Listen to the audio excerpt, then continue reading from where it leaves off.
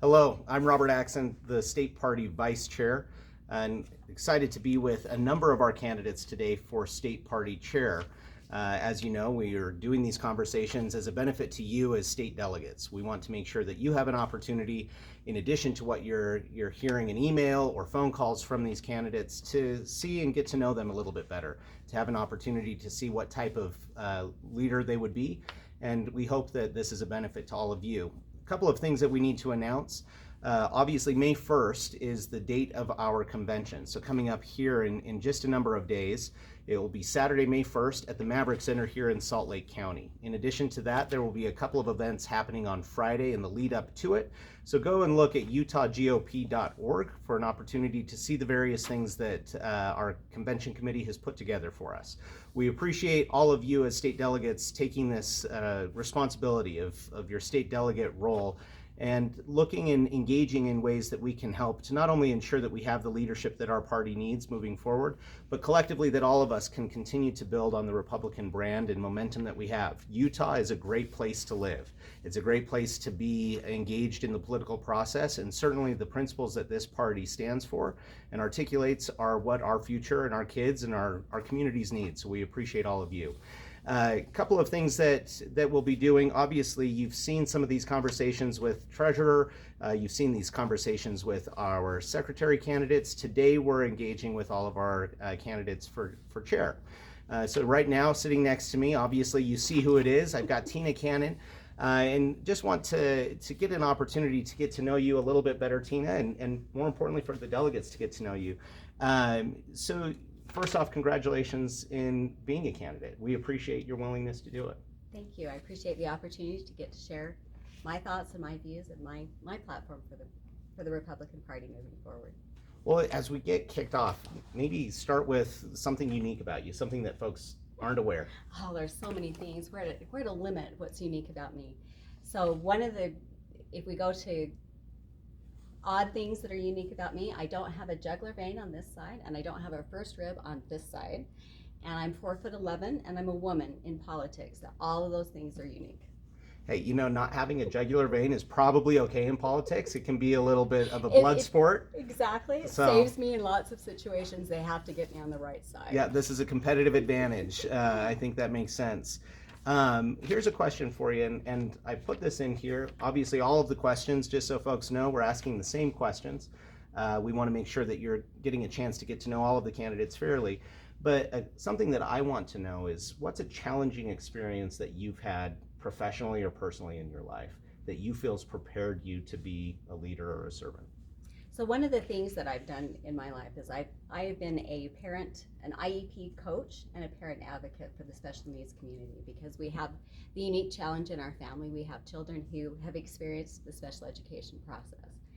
And so I got myself involved in that realm and that part of our community in Utah.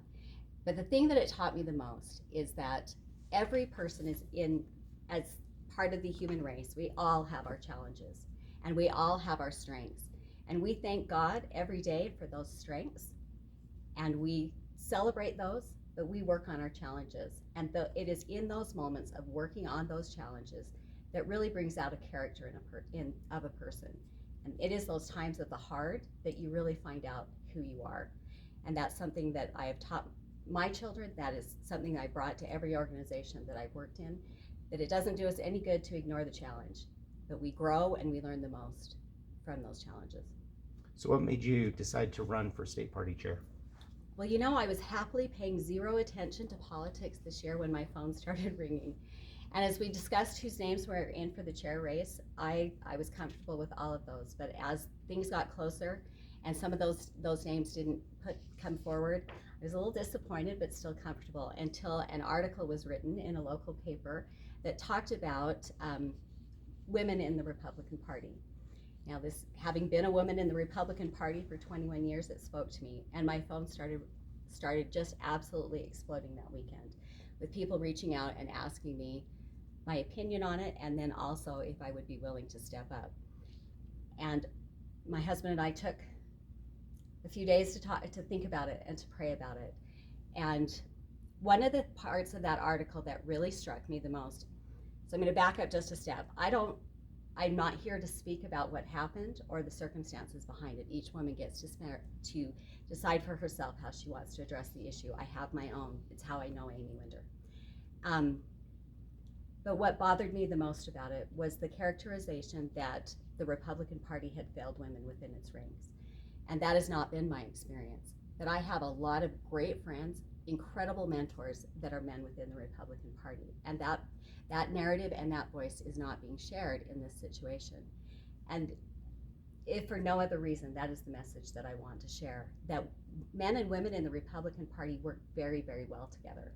And when we talk about what it means to empower women, women do have the responsibility to step up and to put their name in, because we lose 100% of the races we don't run for, and overwhelmingly women don't put their name in. And that narrative of women in Utah politics is being controlled by people without our best interests in mind. So it was important to me that we have a good representation and we talk about the great things about the Republican Party.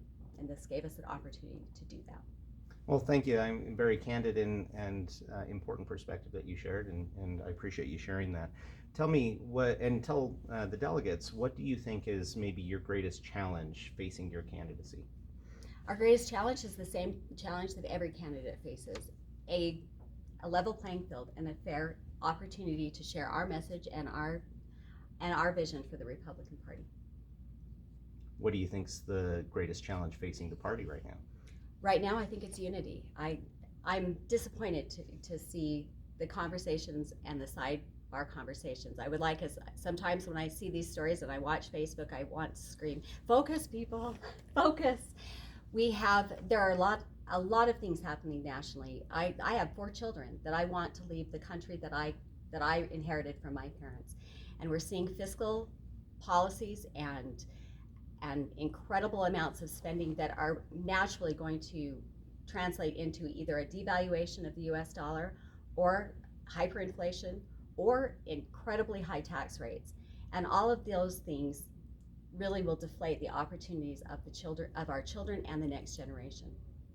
So as a party leadership team, something that I can speak to from my last couple of years and the team that we have around us, there's a number of audiences that you have. So there's grassroots activists, there's donors to the party, there's average lay Republicans, there's Utahns that aren't political or aren't Republican or maybe former Republican. You have elected officials, you have candidates. There's a host of audiences that you have.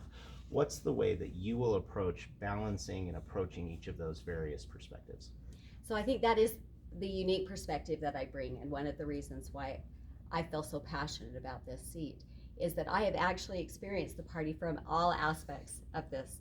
I started out as not winning as a state delegate and felt like it was unfair. So I just followed all the state delegates around and became their little Jimmy Cricket.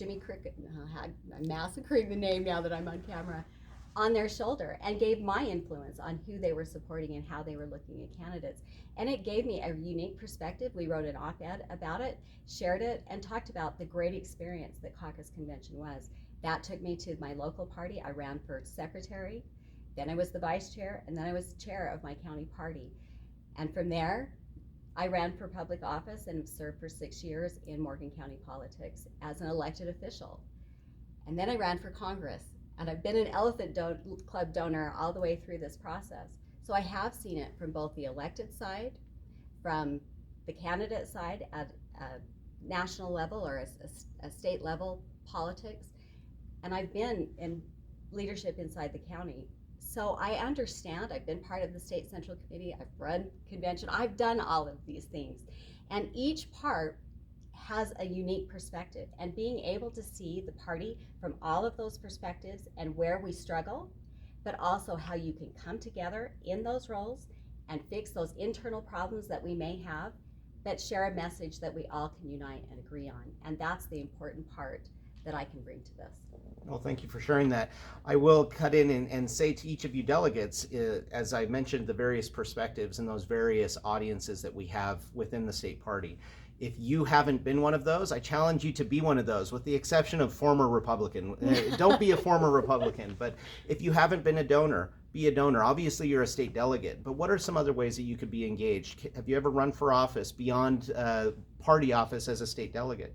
I challenge all of us as Republicans to figure out where else we can do a little bit more and engage a little bit more. So thanks for sharing that perspective. Share with me, as we look at these next couple of years, there's many opportunities, many challenges that are facing us. What do you see as some of the key things that need to be accomplished over the next 2 years? So right now, I think we have a great opportunity to control our own messaging. It's always disappointing to lose an election, but the most important election in politics is the next one. The most important vote is the next one.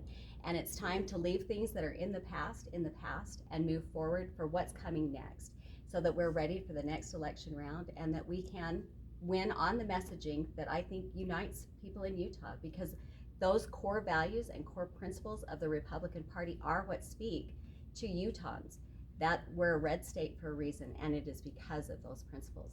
We need to get on that message, stay on that message, and bring people back to the party, and then grow our membership. So building off of that, what do you think is maybe the key role of the chair in accomplishing that?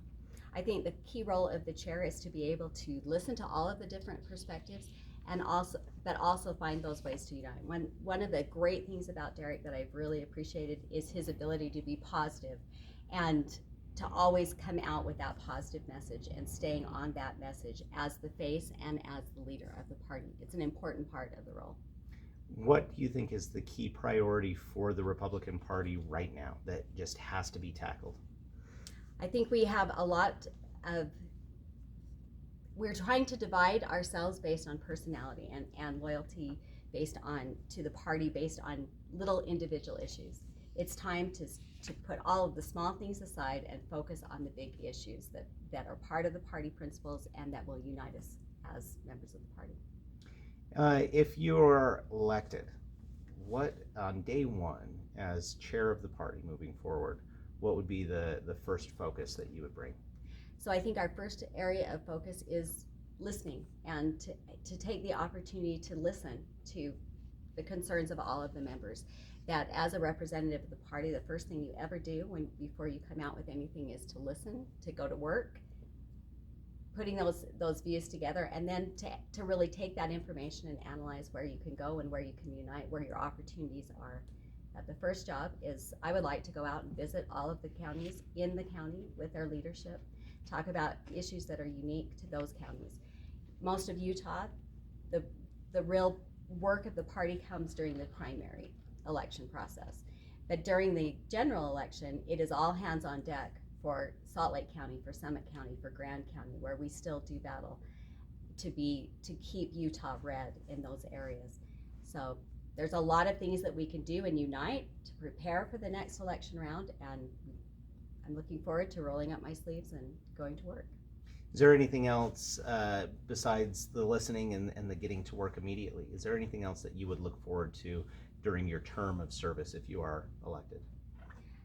Yeah, there are a lot of areas that we can bring. I'm an accountant by trade, and I look at efficiency within the party. I look at numbers; they speak to me really well. I look at national budgets, and I think there are some ways that we can facilitate, make it easier for candidates who are wanting to step up and run in providing data, and making that uniform across the state for the information that we can provide to and still keep it a open, transparent process for elections.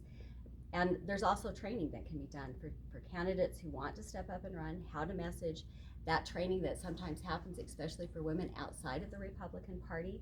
There are key differences in our messaging, and I'd like to bring those types of trainings back into the Republican Party and have great mentors that are able to help people run. Fantastic. On here, on this conversation, we've got thousands of Utahns across the state that are watching and listening. Give us the 30-second pitch for your candidacy. I love the elevator speech. So I think it's time. It's time for new leadership. I'm sad to see Derek go, but since we have this opportunity, it's time to reach out and to control our own messaging and start putting some of the things that we divide on in the past and unify as a party around those principles. I know that they are what bring Utahns together when we talk about those issues and uniting behind the big messaging on family values, on life, on the Second Amendment, but especially on fiscal issues as we watch our country go down a very dangerous road economically. I think that all of the areas that we can unite on right now, the most important one is fiscal issues, and I'd like to bring us together over that and start being united on that message. Well, Tina, thank you very much. So Tina Cannon, one of your candidates for state party chair, something that I said to some of our other candidates, and I'll say to you as well. Wish you the best and very much appreciate your willingness to serve, and whether you win or not, we need you. The party is strongest when we're all in this, and so I would challenge every delegate to continue to be engaged, and I challenge every candidate for office, whether you're elected or not and selected by the state delegates, we need you in this process in these next few years. Utah is at a crossroads where we can continue to shine and the momentum can continue to go forward, or we can flounder and become what we see in some of our neighboring states, and I refuse to let that happen willingly, and I hope all of you can join me in that. Again, Tina, thank you very much for the time. All the best in these next couple of days leading up to the convention on May 1st.